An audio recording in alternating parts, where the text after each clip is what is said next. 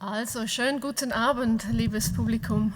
Herzlich willkommen hier im E-WERK in der Galerie für Gegenwartskunst zur Eröffnung unserer neuen Ausstellungen.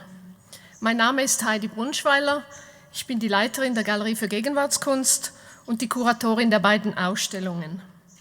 Es freut mich sehr, dass ihr an diesem schönen Abend zu uns gefunden habt, um mit uns diesen besonderen Anlass gemeinsam zu feiern. Ich danke ganz besonders den Künstlerinnen und Künstlern, die hier sind, für die wunderbare Ausstellung. So I would like to thank in particular all the artists, Elom 20 CE, Musquiqui, Gregor, Kasper, Kwamou and Onessa. They are all here. Thank you very much for this inspiring exhibition downstairs, where you confront us with our material footprint, I would say, in Africa, and open up possible futures by considering spiritual planetary dimensions. I also want to welcome Abosede, who will later give you a talk on Afrofuturism and have a conversation with the artists I just mentioned. Dann möchte ich ganz besonders unseren Kooperationspartnern, dem African Center for Transregional Research in Freiburg danken, ACT oder ACT, insbesondere Dr. Annika Becher und Dr. Balz Alter, beide sind hier. Schön, dass ihr da seid. Vielen Dank.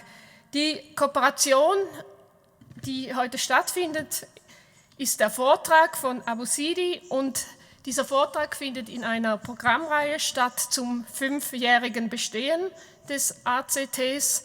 Sie finden hinten Flyer zu weiteren Veranstaltungen und dort gibt es auch ein schönes Banner, wo ihr, glaube ich, einen QR-Code habt, wo ihr das Programm findet. Dann möchte ich weiter danken, sie ist nicht hier, aber die Stella Nesrem, sie hat die 80 Zöpfe geflochten für die Ausstellung in Galerie 1, also ihr könnt schauen, die sind 3,50 Meter lang. Das Material kommt aus Nigeria, aber sie wurden hier in Freiburg hergestellt. Dann möchte ich auch dem Techniker-Team von Stefan Anton im E-WERK danken, Lorenz, Georg und Bo, für den Aufbau der Ausstellung. Wie immer gehört Ronald Dörfler, auch ein Applaus für den Aufbau.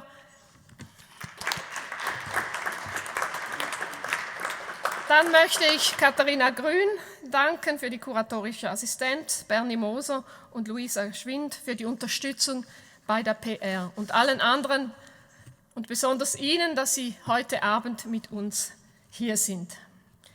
Dann, bevor der Vortrag von Abosede losgeht, möchte ich ein paar Worte zu den Ausstellungen sagen. In Galerie 1, Sie haben es vielleicht schon gesehen, sind die Zeichnungen von Bunmi Agusto ausgestellt. Es handelt sich um eine nigerianische Künstlerin, die 1999 geboren ist, also relativ jung. Ihre Ausstellung hat den Titel The Cave und ist zweiteilig. Dazu werde ich dann noch was sagen. Unten in den unteren Ausstellungsräumen ist das The Currency tɛknoʊmædʒɪkɛs Projekt aufgebaut. Es handelt sich hier um ein künstlerisches Langzeitprojekt eben der vorher erwähnten Künstler Elom, und Gregor. Sie sind Musiker und Filmemacher und Künstler. Für die Freiburger Ausgabe haben sie Künstlerinnen aus Afrika und der Diaspora eingeladen, eben Onessa und Kwamou, die sind beide hier und Onessa und Kwamou, die werden am Samstag, also am kommenden Samstag, am 17. Mai auch einen Workshop geben von 2 bis 5 und dieser Workshop ist auch Teil dieses Langzeitprojekts. Und da werdet ihr Gelegenheit haben, eben nicht mehr gebrauchte Elektrogeräte mitzunehmen und dann mehr über Zukunftsforschung zu erfahren. Also wer noch kommen möchte, es gibt noch Plätze und man kann sich nachher an mich wenden oder auch an Katharina Grün, die jetzt hier ist, oder auch an die Künstlerinnen. Wir würden uns freuen, einige von euch auch dort zu sehen. Dann die Klammer der beiden Ausstellungen, kann man sagen, ist die Auseinandersetzung mit der Geschichte und der Kultur Afrikas. Es geht insbesondere darum, real existierende Spiritualitäten und Geistwesen aus der Kultur der afrikanischen Vorfahren in der Gegenwart einen Platz zu geben, damit sie mitwirken können, eine bessere bzw. nachhaltigere Zukunft zu gestalten. In Bunmi Agustos Ausstellung entfaltet sie ihren eigenen Kosmos, den sie Parakosmos nennt. Er ist speziell von der Spiritualität und der Religion ihrer Vorfahren, den Yoruba in Nigeria, inspiriert. Im hellen Vorraum der Installation sind 4 Diagramme angebracht. Mit ihnen stellt die Künstlerin die Entstehung des Universums gemäß verschiedener Schöpfungsmythen dar. Im spärlich erleuchteten Innenraum hängen Bilder mit surrealen Landschaften, in denen die Künstlerin dem Schöpfungsprozess ihres eigenen Kosmos Gestalt verleiht. Das Portal zwischen den beiden Bereichen versinnbildlicht die Kontaktzone, in der sich spirituelle und materielle Existenz und Erfahrung berühren. Leitmotivisch treten in Agustos Bildern Gestalten und Kreaturen aus geflochtenem Haar auf. Diese Flechtmotive, wie die realen Zöpfe, die Sie in der Ausstellung finden, verkörpern eben diese Verbindung von spiritueller und materieller Welt, aus der in Agustos Bildern so fantastische Mischwesen hervorkommen. Agusto selber schreibt auch Essays und überlegt sich sehr viel zu ihrem Kosmos, und sie verortet ihre Bilder selber in der Ästhetik und Geisteshaltung des Jujuismus. Und Jujuismus ist eine Unterkategorie der Fantastik, die eben diese nahtlose Verschmelzung zwischen real existierender afrikanischer Spiritualität und der Gegenwart respektiert. Jujuismus leitet die Künstlerin vom African Futurism ab, in Abgrenzung zum Afrofuturism. Das Wort Afrofuturism, das kennt ihr sicher, und das ist ja dann auch das Thema des Vortrags, und wie ich von Abosede gehört habe, wird sie auch auf diese Binnendifferenzierung eingehen zwischen African Futurism und Afrofuturism. Und eben das, was Bunmi bewegt, dieser Jujuismus, ist kann man sagen, eine Variante, die sich aber ganz stark auf die Gegenwart bezieht und eben diese kosmische Welt in der Gegenwart aufsucht, während der Afrofuturism oder der African Futurism sich mit Zukunftsvisionen beschäftigt, die von Technologie inspiriert sind. Gedanken zum African Futurism als Variante oder afrikanische Variante des Afrofuturism werden auch in der Ausstellung The Currency Lab tɛknoʊmædʒɪkɛs in den unteren Ausstellungsräumen aufgegriffen. Also tɛknoʊmædʒɪkɛs oder Technomagie ist eine spekulative Strategie, um sich eine Zukunft vorzustellen, in der Schwarzsein, Magie, Technologie und kulturelles Gedächtnis miteinander verwoben sind. Und hier gibt es auch Überschneidungen zwischen Technomagie und African Futurism, nämlich im Interesse an der Neugestaltung der Zukunft durch die Verbindung von überliefertem Wissen, kultureller Identität und eben spekulativer technischer Innovation. In der unteren Ausstellung The Currency sind 3 experimentelle Filme im Zentrum. Sie alle gehören zur Serie The Currency, Sensing 1, 2 und 3. In ihnen treten Figuren auf, die mit modernster Technologie wie Frequenz- oder Kontaktmikrofonen ausgestattet sind. Mit diesen Geräten können sie elektromagnetische Wellen, aber auch Frequenzen der spirituellen Geisterwelt empfangen. In Sensing 1 betreibt ein Performer mit diesen Geräten akustische Feldforschung. Und zwar in Agbogbloshie, Ghana, auf einer der größten Elektroschrott-Recyclingstationen der Welt. Der Ort offenbart sich als Kontaktzone komplexer globaler wirtschaftlicher, sozialer und machtpolitischer Prozesse. Der Performer untersucht aber diesen Elektroschrottplatz auch aus spiritueller Perspektive.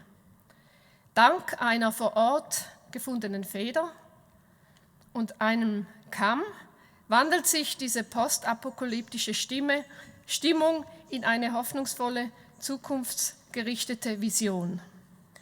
In Sensing 2, das ist der Film, der gerade hier unten ist, wird der größte westafrikanische Markt für gebrauchte Autoersatzteile gezeigt. Dieser befindet sich außerhalb der nigerianischen Hauptstadt Lagos. Hierher werden Altautos aus aller Welt, insbesondere auch aus Europa, zwecks Recycling verkauft. Wir sehen in diesem Film junge Männer, die mit einfachen Äxten wirklich brachial diese Metallteile der Autos voneinander trennen. Da Arbeitskräfte in Lagos so billig und zahlreich sind, gibt es eben keine technischen Lösungen für diese Autorecycling-Station. Und das hat mich schon sehr zum Nachdenken angeregt, wenn man bedenkt, wie diese Autos doch, wenn sie produziert werden, mit der höchsten Robotertechnik zusammengesetzt wird und dann am Ende ihres Lebens, am vermeintlichen Tod, eben mit einfachen Äxten auseinandergeschlagen werden.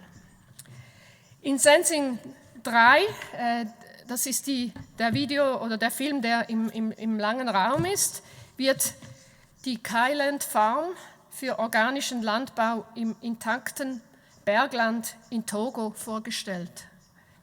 Es handelt sich hier um ein zukunftsorientiertes Sozialunternehmen, das jenseits von Sozialismus und Kapitalismus auf eine selbstorganisierte Lebensgemeinschaft setzt.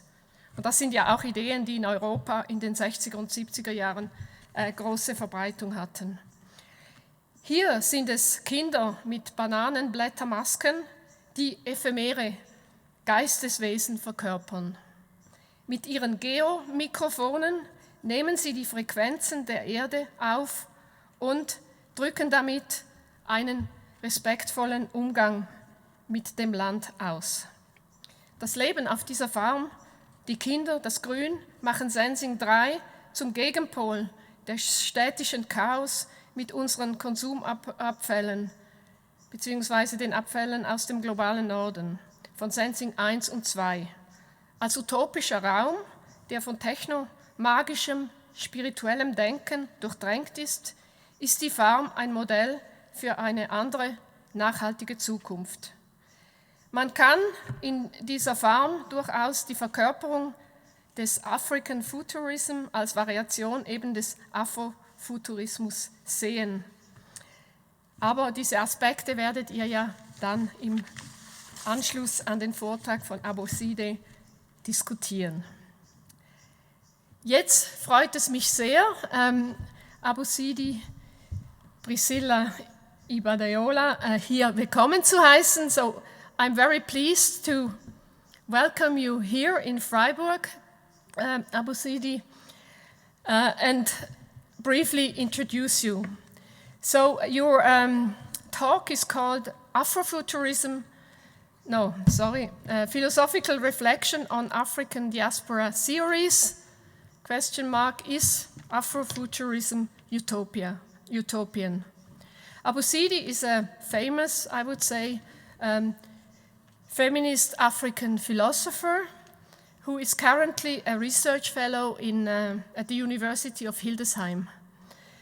Her research interests include, among others, I can't name all of it, but African philosophy, especially feminist African philosophy, global political philosophy and post-colonial study. And who better could talk about these works than you? But I was the most impressed by your publications and the fact that you were the first person to convene the first meeting of the League of African Women Philosophers. So, Abosede, we are very much looking forward to your talk, and the floor is yours.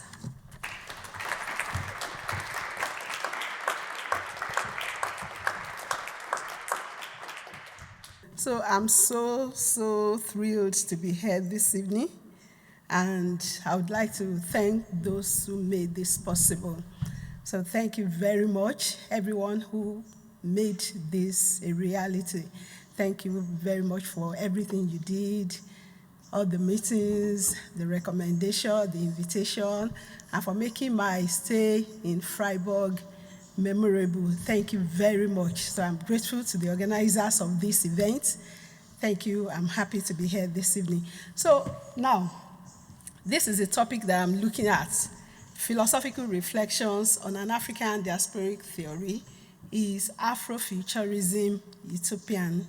And by looking at this, by selecting this word utopian, I'm looking at it, it's possible to talk about utopia in a sense that you are imagining what is possible, you are trying to create what is possible. But the sense in which I'm looking at it here is to ask if it is realistic. So I'm looking at how realistic it is as a movement, as a theory. So from antiquity,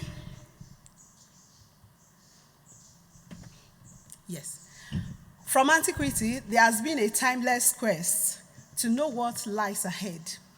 Humans have always strived to gain insight into the future or somehow acquire knowledge about it.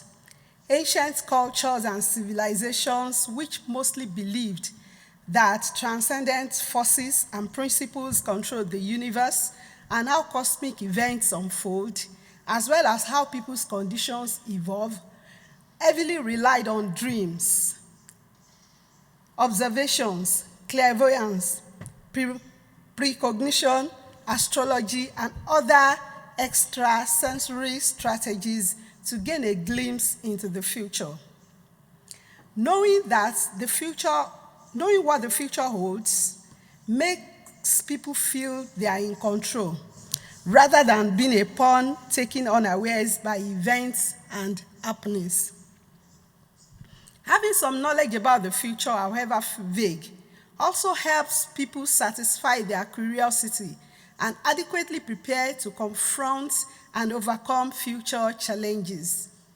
In recent times, however, since the advent of modern science and evident scientific and technological breakthroughs that have enabled modern humans to attain feats that their ancestors could only dream of, it has become increasingly clear that the future is what people make of it.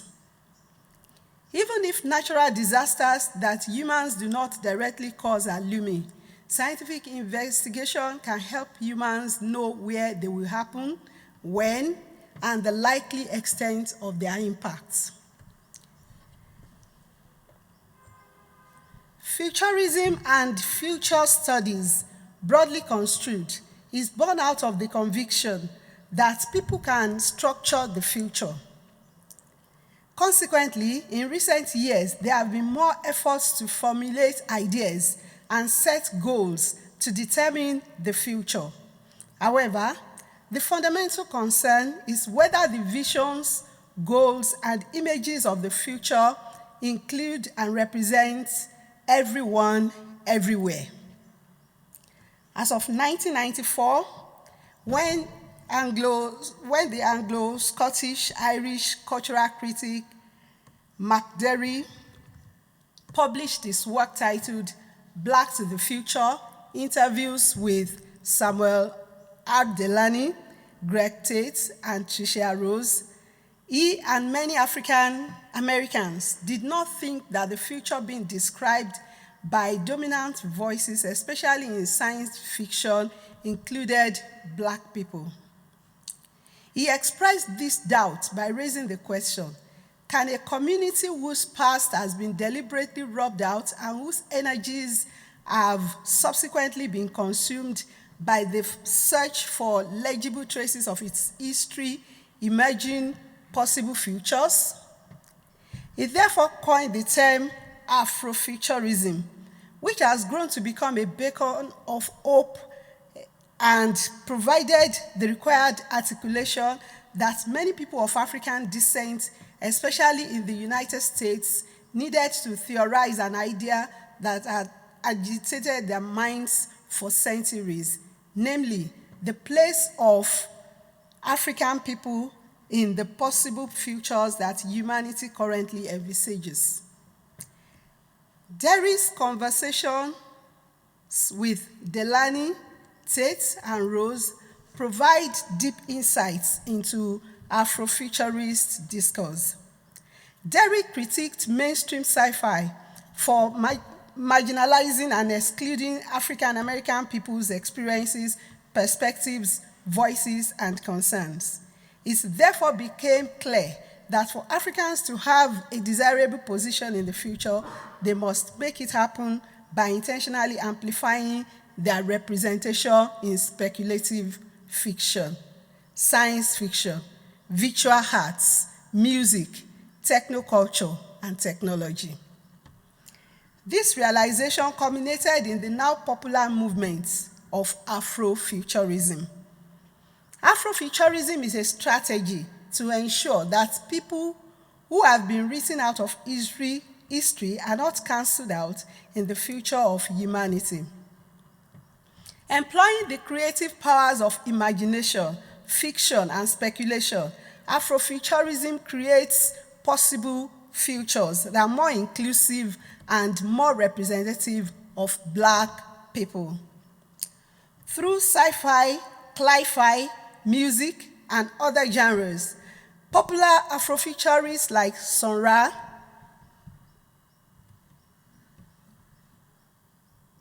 Octavia Butler,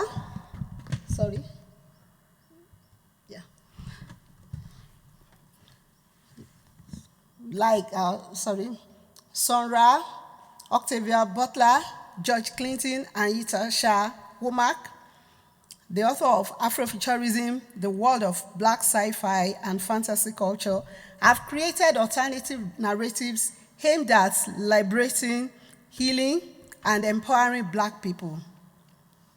Afrofuturism has grown in popularity and influence, with many scholars taking the concept back in time to past efforts of people of African descent to assert their agency, interrogate past historical experiences, and articulate the future through their own lens. For example, some Afrofuturists argue that when Martin Luther King Jr. gave his popular speech, I Have a Dream, in 1963, he was making an Afrofuturist statement. This is according to Young. Also, Afrofuturism is believed to be seen through the efforts, writings, and works of outstanding African Americans such as Martin Robinson Delany, W.E.B. Du Bois, and even Malcolm X. Kevin Strait, who argues that Afrofuturism is not entirely new or recent, maintains that Afrofuturism's ideals, I'm quoting him directly here, Afrofuturism's ideals began in diverse African societies and traveled through enslaved Africans' experience of slavery and freedom and emerged in our contemporary world.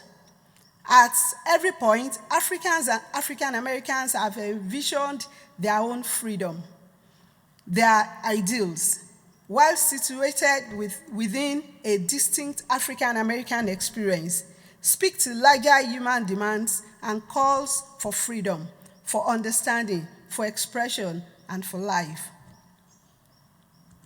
Both in academia and non-academic circles, particularly in popular culture, Afrofuturism has gained incredible traction over the years, providing a tool for understanding and analyzing Black people's historical trajectories and lived experiences. However, the idea has been viewed from different viewpoints.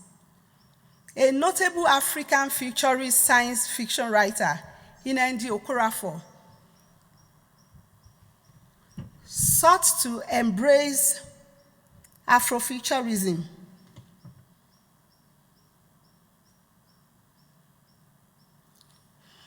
She noticed, however, a lacuna in the concept, namely its excessive focus on the experiences and perspectives of African Americans. The significant overlap between Afrofuturism and African futurism is that both agree that it is imperative for people of African descent to articulate their own histories and experiences and speculate on their futures. However, Okorafor highlights that Afrofuturism is disconnected from the experiences and realities of Africans on the continent. Okorafor therefore introduces another concept that is both related to and distinct from Afrofuturism, that is, African futurism. According to Okorafor, African futurism is similar to Afrofuturism in a way that Blacks on the continent and in the Black diaspora are connected by blood, spirit, history, and future. The difference is that African futurism is specifically and directly more rooted in African culture, history, mythology, and point of view.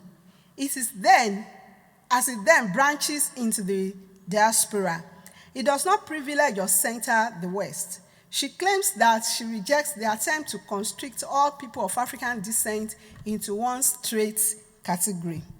She proposed the idea to showcase the diversity in perspectives, experiences, and aspirations of people of African descent. Okorafor's conviction that African futurist science fiction should focus on and explore themes from African people's realities and perspectives resonates with many other African fiction writers. For instance, fiction writers like Wale Talabi, Tendai Uchu, Leia Denle, and Tochi Onyebuchi, among others, distinguish their African futurist stories by exploring esoteric themes that African people on the continent can easily relate to. Nevertheless, Afrofuturism and by extension African futurism has equally attracted the attention of critics who have highlighted its perceived weaknesses and flaws. For example, Afrofuturism has been criticized for its excessive focus on technology and fantasy.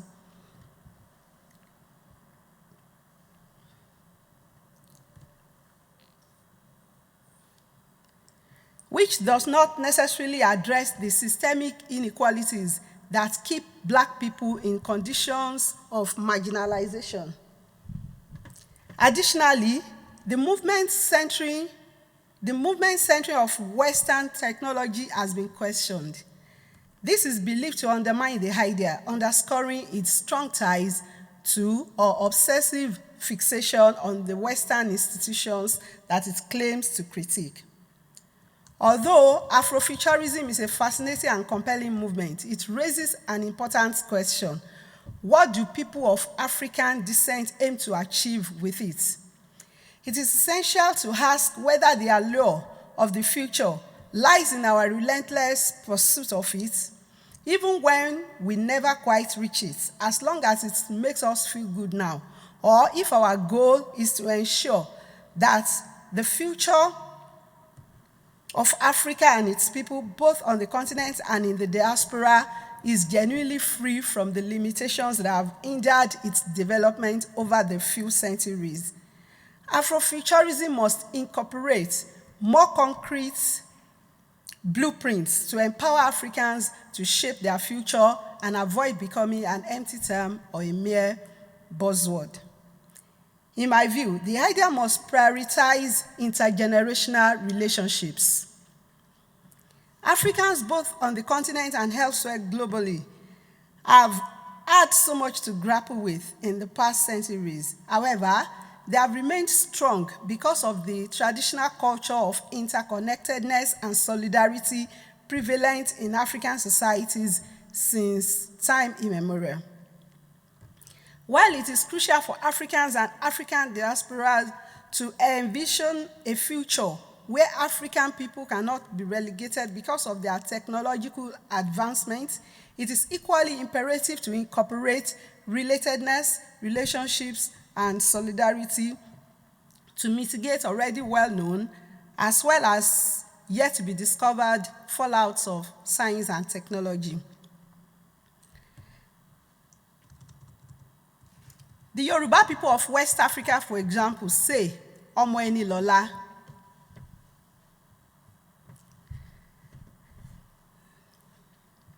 That is, one's children or progeny are the future. This means that real humans determine what type of future is possible beyond objects, science, and technology. It is important to note here that ọmọ ẹni in this sense does not exclusively refer to someone's biological or direct posterity. This is because in many African societies, there's a broad sense of familial relationships and household compositions. It does not matter if a person has their own children. All children are children of all parents, and all adults contribute to children's upbringing, whether they are their parents or not. That is why an African proverb says, "It takes a village to raise a child." This must no longer be a cliché, but an action plan to ensure that no child of African descent is left behind, either on the continent or in the diaspora.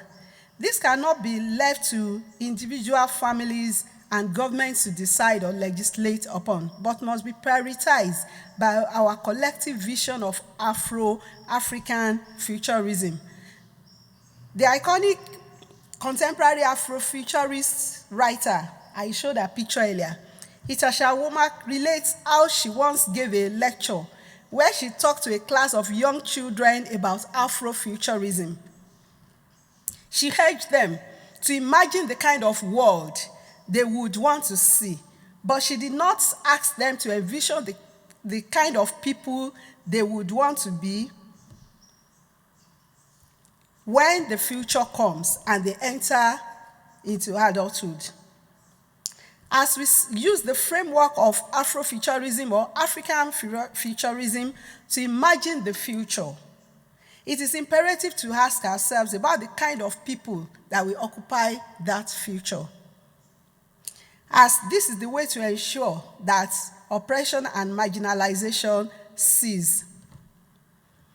Our plans and visions for the future should be conceived by raising important questions about the state of our children, both on the continent and in the diaspora. For instance, a meaningful way to prepare the current generation of our progenitor for a future where Africans can no longer be marginalized is to ask critical questions about their education. Questions such as, how many of our young children are out of school or have dropped out? How many are living in poverty and squalid conditions? How many are living in precarious circumstances? How many are facing avoidable existential challenges? How many children of African descent are at risk of joining gangs because of poverty and ignorance? These and several other important questions must be asked and answered and seriously addressed if Africa is to have a future that is a considerable improvement or radically different from its recent past.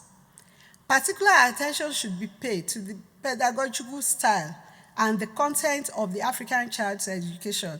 Education must be such as is used to raise morally sound and emotionally balanced individuals.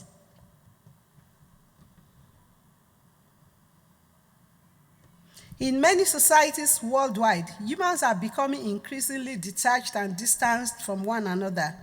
Our generation claims to have much more information than people of ancient times. and people from past generations. Yet, we are getting more isolated and alienated from one another, with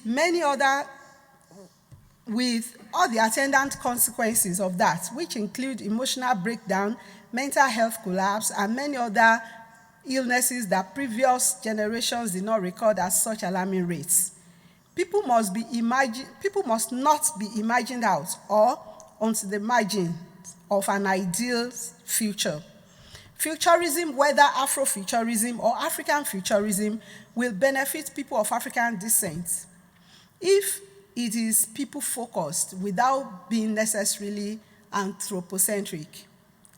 The focus of the Afrofuturists, or the focus of Afrofuturism or African futurism, should be more on the ethical and epistemic needs of those who will be there to make the future possible, even if it is essential to connect to the future that we do not yet have, using the instruments of imagination, fantasy, utopia, and technology. All these are very important. I'm not disputing that. The real humans of the future, however, must be prioritized in terms of how they can achieve human flourishing through living together and forging healthy, harmonious relationships. And on that note, I'm saying thank you very much for your time.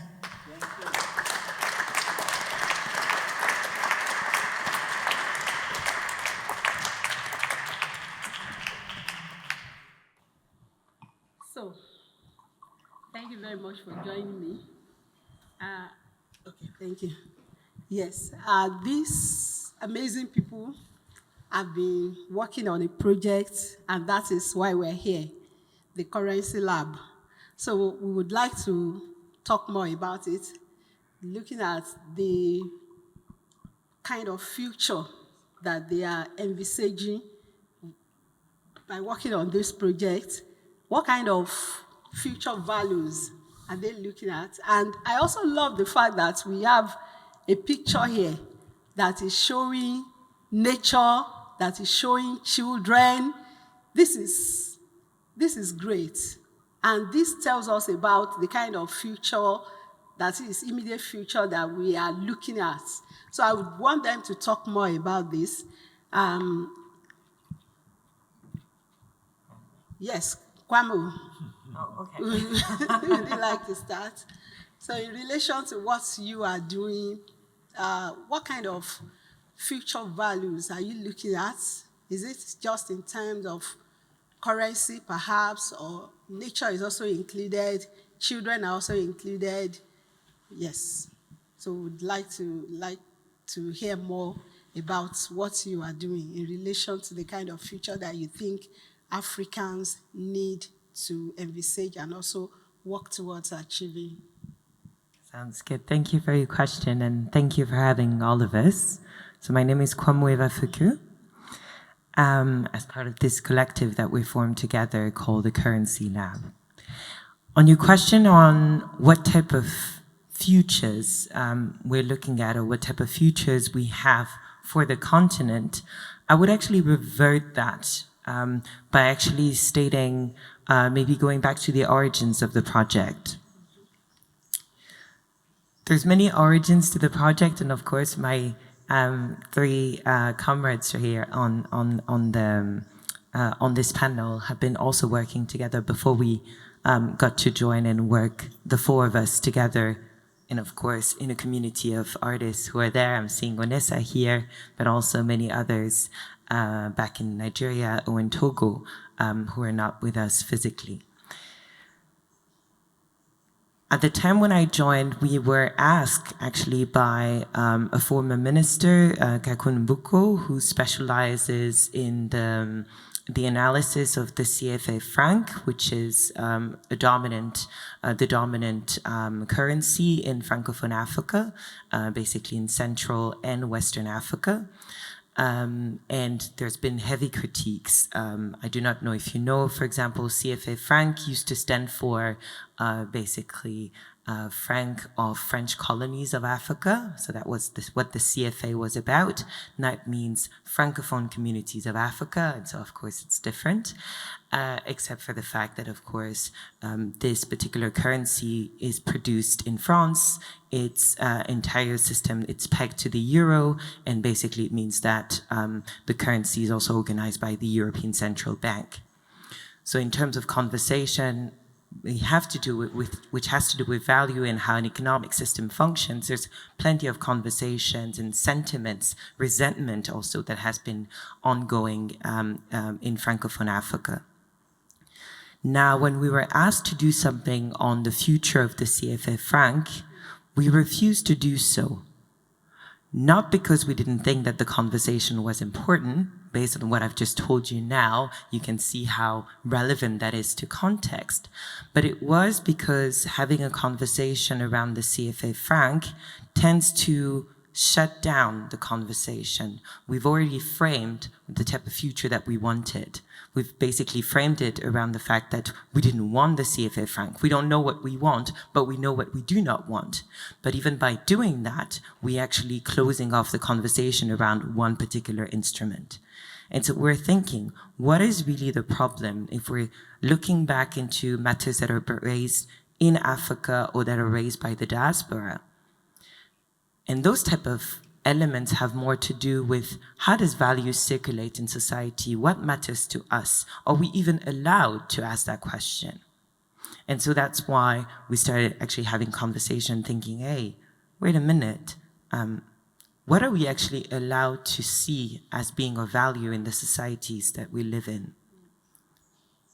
And so the entire idea around the Currency Lab has, I would say, less to do with the type of values or the type of futures that we see for others, but it has been about, using our different skills, and the four of us are actually coming from very different backgrounds, but we're united by this idea that we want to actually give back, look and observe. We want to see what's happening. And from the angle of where we're coming from, we're actually observing and providing a ground, providing a space for other people to tell us, well, this is what matters to us. So I would not be in capacity to tell you what are the futures of value as such. Of course, I have my own ideas that are very personal to me, but I think this project has been very much about offering the ground for other people, fellow Africans, fellow members of the diaspora, people who are in connection with Africa, to actually put the words on what they think. Yes, I love that. I love the kind of approach that you're taking, such that you are trying to include everyone. You're not leaving out some people, thinking that it's okay to think for them. It's okay to decide for them. That is what I see from what you have said that you're doing, and that is really commendable. So I would like to ask Elom, so you're including everyone and also bringing in people to think together, to work together, to visualize the future together or futures together. What steps have you been taking to achieve this? Is my question relevant?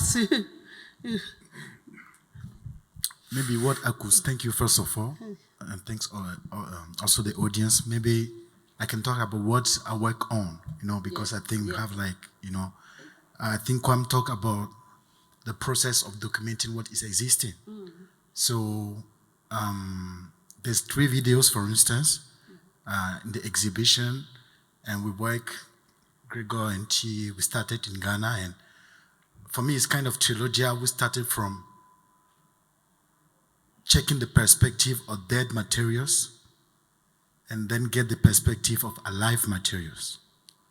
So taking the perspective of dead materials, the terrain was Agusto, one of the biggest e-waste places in Africa.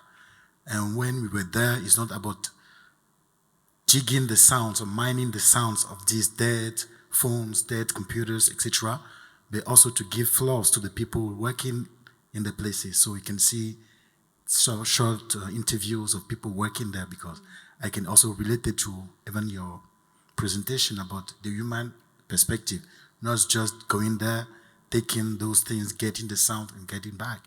So I think that's human approach is very important in the process, and it's something that we did in the 3 parts of the short film that you can watch downstairs. The second one was in Nigeria, Ladipo Market, one of the biggest second-hand cars selling things in Africa, not even in West Africa, for instance. And going there doing the same kind of methodology of digging the sounds of the, the cars butchered, that they use that word when you are talking, they say they butcher the car, and also giving them the floor. And the last part of the trilogy is the one with the kids. And yeah, we're also talking about humans. Say, why not going to a place where we can dig the sound of the alive things like the trees, the fruits, the water, etc. And in between the three, in between all these processes, the idea was, since I'm a musician from my background, the idea also is like in terms of imagination, and also like coming from West Africa with all the spiritual lens that nothing dies really, nothing dies, just change plant, etc.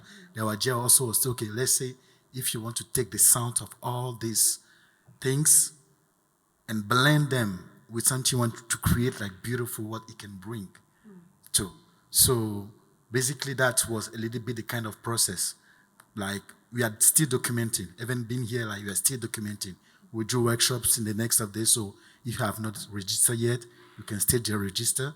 We still continue doing that work, and yeah, I'm talking more about the musical perspective, because I think music for me is not just music. Sounds are not just sounds. We're talking about Sonra, for instance, in Diaspora.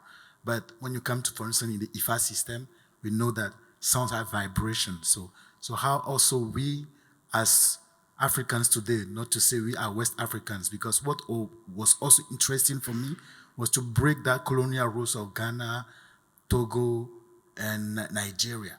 Like when you're digging, for me, it's the same soil. It's this Gulf of Guinea.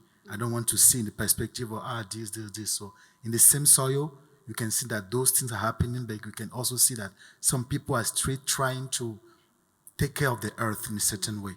So yeah, I don't know if I respond to your question, but for me, I think that can give also people some lenses to understand more the work we're doing.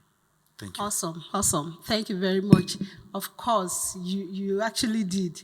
And I love something that you said, that nothing dies, really. That is the way we view life. That is the way we understood existence, that nothing really goes out of existence. And I really love what you're doing, bringing back those so-called dead materials, bringing them back to life. And I think with recycling and everything going on around it, it's also what people are talking about in relation to sustainability now. So I see that, and that sounds really fascinating. Now I'll go to Chiche. Because I'm coming to you now because of what Elom said about sound. About sounds, not just being sounds, but powerful in a way. And I think trying to conceptualize or envisage the future or interpret the future or futures, as the case may be, also involves paying attention to sounds. So you as a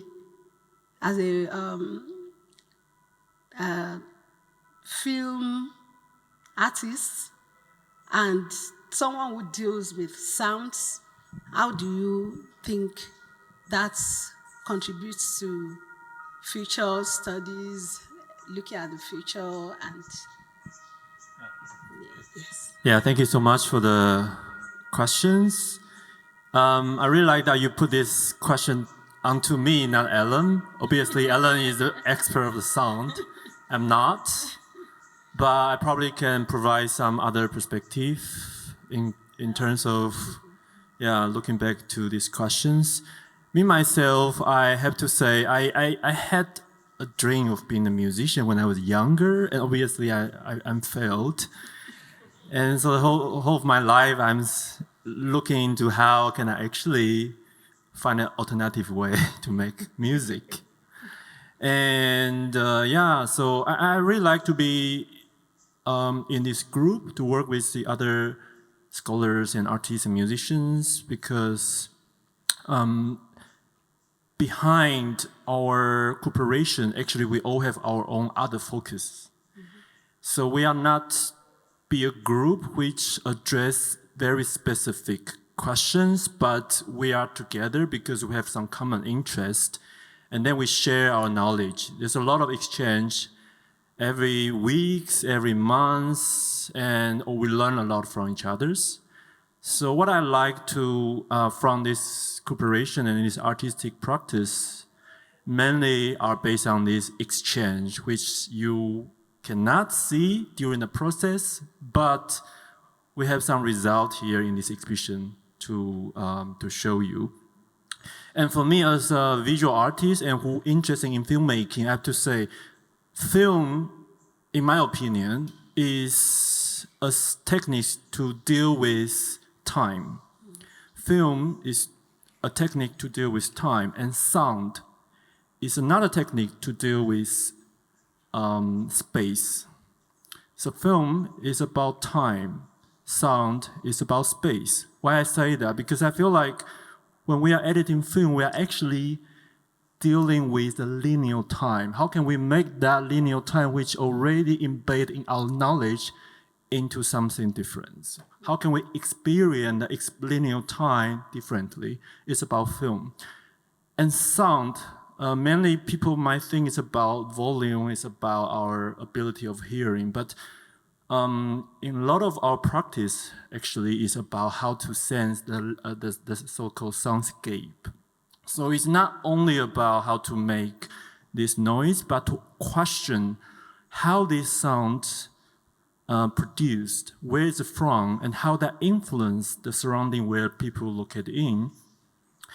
And when we walk into Afrofuturism in Ghana, what actually attracted my attention was I saw many Taiwanese, where I come from, the Taiwanese computer companies, the leftover of their products spread around in that area.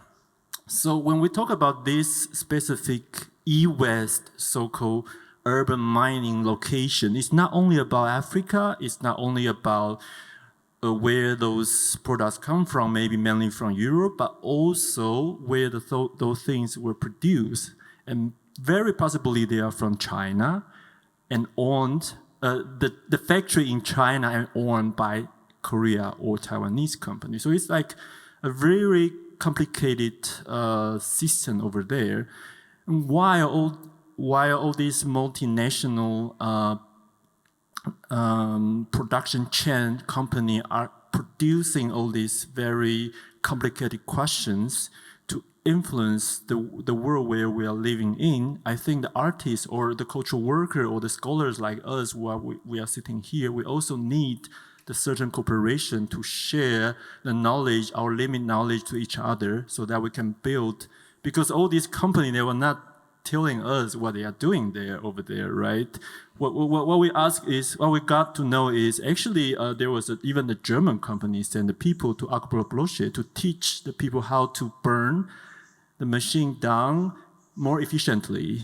So which part of this machine are more valuable? So it's like hidden things behind all this market. They will never tell us, but in order to know that, we need a lot of real research and a lot of cooperation. And I think that's exactly where the contemporary art located today. It's not only about to make a sound, or it's not only about to make a beautiful painting, but it's, in my opinion, a new interdisciplinary knowledge productions. And then, of course, to make a sound and make an image is part of these productions. But there are something change into the contemporary productions. I know I'm not only answering you about the sound, but that's how I understand the sound in our cooperation process. Yeah, thank you so much. Thank you very much. Thank you for that detailed response. So now I go to Gregor. Apart from being working together to do this project.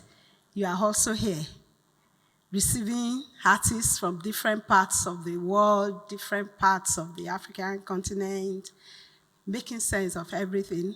And one thing stood out to me from what Chi just said about how products move from China, from Taiwanese companies from China to Africa, connecting people. So materials connect people.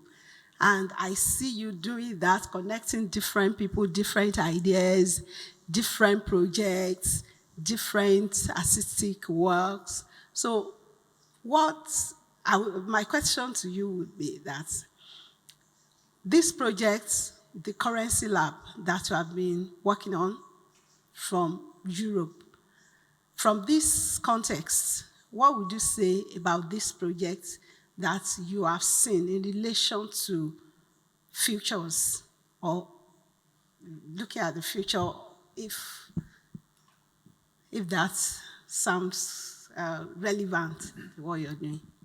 Okay, thank you very much. It's a very big question. I try to, maybe first I give some comments of what Elom and Chi just said. So Elom said that nothing ever dies. And also, for example, when you have the electromagnetic waves from the radio, once you broadcast it, it's in the universe and it will never die. It never fades away. It's just moving and going more in the universe. So, and then what Chi said about the sound. So you can also say that in order to hear something, something needs to move. So a movement makes sound. So every time you hear something, something is like happening, so moving, or something in the world is changing.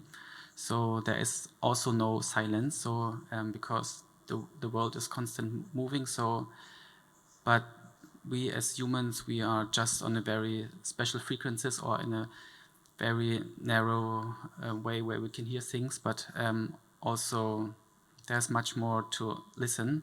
And so in our practice also, we use some, like, let's say, modern devices for hearing these other frequencies that we with our human ears cannot listen, or that we cannot hear. And so we're also working about how can we make things that are there more sensible for the humans. And then it also comes back then to our currency lab. The name Currency Lab, maybe the first thing that you have in your mind it's about money. But when you think, okay, what is money? Money is like exchange. So we are changing things, and also these exchange systems are based on values. So currencies are also value systems. And so we are very much interested in what could be like currencies as value systems and exchange systems that are not based on just economic values, but also about social values, spiritual values, ecological values. And so we want to like widen this horizons of the notion of currencies, because in capitalism it's all about money. And then we are thinking, okay, we all know capitalism will destroy the world, so we need to find we want to focus on these other currencies that are there but have not like the same importance as this money and this economic values. And also then coming a bit closer to your question, like for example, so Chi and me, we studied together in Berlin at the Art University, and almost 10 years ago, it was our first time that we went to a research trip to Togo to research about German history, because as you all know, the Europeans, they had a lot of colonies in Africa and also Germany, but in the like mainstream in Germany, now it's a bit more on focus, but 10 years ago it was less, and till now it's also too little this like knowledge about it. So we went to Togo to get more an understanding of this German colonial history there, and also not to look only like from Berlin or from Europe, but also then go to these other places and also to see, okay, what is then the perspective from the people there and from the atmospheres and from the beings and non-beings there, to get a greater picture of the thing. And then through our research and exchange, then first we got to know Elom, and then also later Kwamou. And for us, for our praxis, this exchange and thinking together and working together brings then more perspective together. And also in music, you say that like when you play in a band and the instruments, when all the instruments play together, then the sum is more than the just the single instruments. So there was around 20 years ago in Germany a band called Kante, and they had a song, Die Summe der einzelnen Teile, where they sing about this. No, I'm a bad singer. So we are very much interested in this circulations and this exchange, and that the world is connected so much, and there are so many circulations. And so we went to the place like Akuploshi and Ladipo, because there, from here, from our perspective, it seems very far away and we have nothing to do with it, but actually it's like our neighborhood. So everything that we do here is connected to there, and you can find traces there and other way around. So we are very much interested in to make these connections that are there more visible and more sensible. Do you mind if I build on this? So last one. Okay. Oh, okay. Yes. Please go ahead and tell our audience what they should expect to see. Oh. Please, this is important. I was okay. I just wanted to build on something that is, I think, really important for the Currency Lab project, and connects very well with what Greg was saying. Actually, when Greg met for the first time, there was one example in particular that he gave that actually made me want to continue work together. And that was, we know of the triangular commerce. So, basically in the 16th century, when we had goods, which includes human beings, so natural resources and human beings from Africa, who were basically shipped to the Americas for those goods to be manufactured in the Americas and then be consumed in Europe. That was basically what is at the foundation of the existing forms of globalization that we have today, and that partially explain why some of us are here and why some other people are elsewhere. And what was interesting, right back to our conversation in 2021, was how we got to see that we had, again, a triangular commerce or a rectangular commerce that basically consisted in having goods, yet again, coming from Africa, being shipped to Asia for them to be manufactured there, and then to be consumed mainly in Europe and North America, and then again, dumped back to Africa. And so what we see is that we might be 4 centuries later, or even 5, but we haven't changed that much.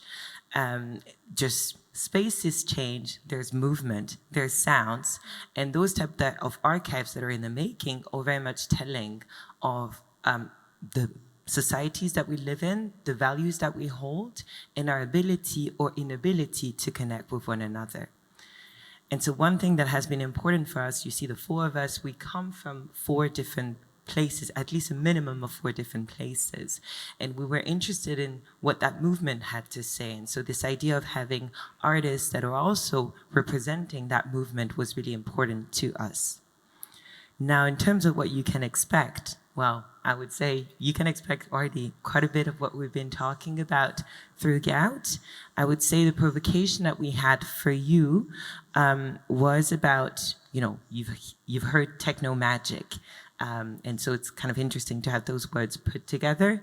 Also, we've made the decision not to write it in Latin alphabet because we felt like there was quite a few things around techno-magic and the possibility.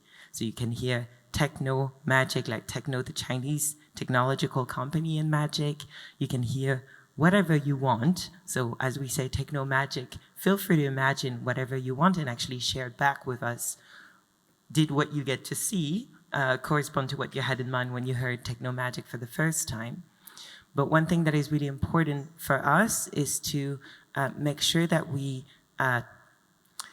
remember that currencies, this idea of value, this idea of things that circulate, this notion of exchange, this notion of language, this notion of power, all of those are social decisions. Meaning that as soon as we get to understand what are the archives on which our currencies are built, we get to also make a choice for ourselves in terms of how do we want to connect with one another? How do we want for information to be circulated? And how do we actually share value with one another? So I would say that is our provocation to you. Can you actually imagine technology, magic, or anything that we have got to discuss today and maybe later over the next few days? How can all of those things be social decisions?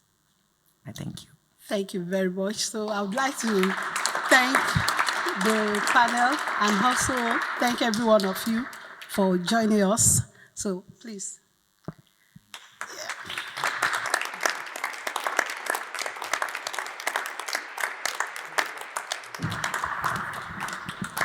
Good, and thank you so much, all of you. Now the exhibitions are open. Please feel free to circulate and experience these wonderful artworks.